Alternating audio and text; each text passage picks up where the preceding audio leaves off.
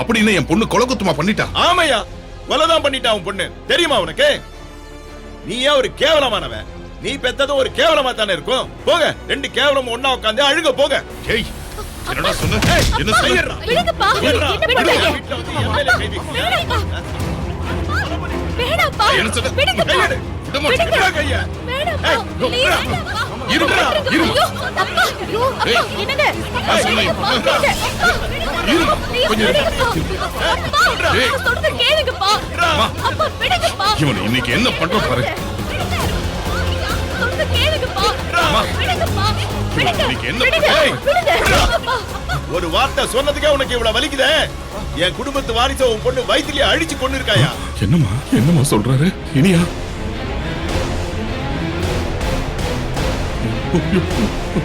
இப்படிப்பட்டவள பூஜை ரூம்ல உட்கார வச்சு ஆரத்தி எடுக்க சொல்றியா?